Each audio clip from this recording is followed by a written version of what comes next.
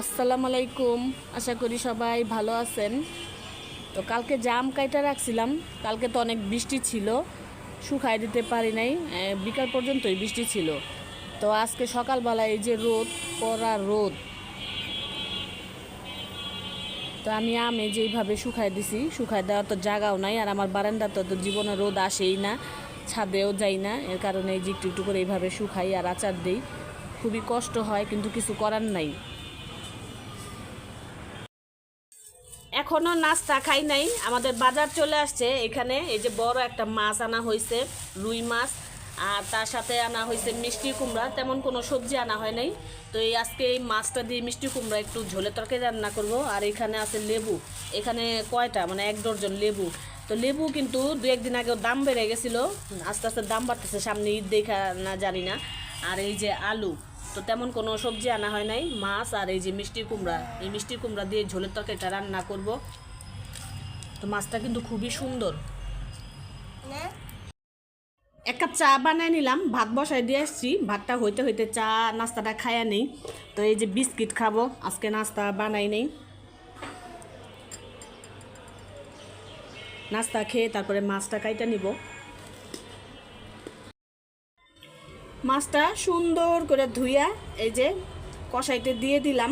কষাই রান্না করব, যেহেতু তাজা মাছ আনা হয়েছে, কষাই রান্না করব কাঁচা মাছ। মিষ্টি কুমড়াটাও কাইটা নিছে এভাবে একটু ছোট ছোট করে।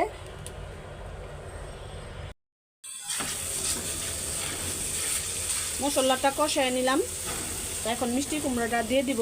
আর এই মিষ্টি কুমড়ায় কিন্তু কোনো পানি দিব না, এভাবেই কষাই নিব সুন্দর করে। মাছ তো আগেই কষায় ফেলছি। তরকারি রান্না হয়ে গেছে, তো এই যে খুব সুন্দর হয়েছে কালারটা। এখন নামায় ফেলবো, নামায় একটু জিরা গুঁড়া করে দেব। রান্না বাড়া শেষ করে এই যে ভাত নিয়ে আসছি। তো এখানে আজকে এই যে মিষ্টি কুমড়া তরকারি মাছ দিয়ে আমি একটু করল্লা ভাজি নিছি। কালকে শুটকি দিয়ে কাঁঠালের বিচি দিয়ে রান্না করছিলাম, ওইটাও একটু নিয়ে নিছি। আর এই যে জায়ান, ও পইরা আসছে মাত্র মসজিদ থেকে, কালকে যায় নাই, বৃষ্টি ছিল, তো আজকে গিয়েছিল, এখন পইরা আসছে। আইসাই বলতেছে যে আমার ক্ষুধা লাগছে, আমার খাওয়াই দাও। এখন ওরেও খাওয়াই দিব।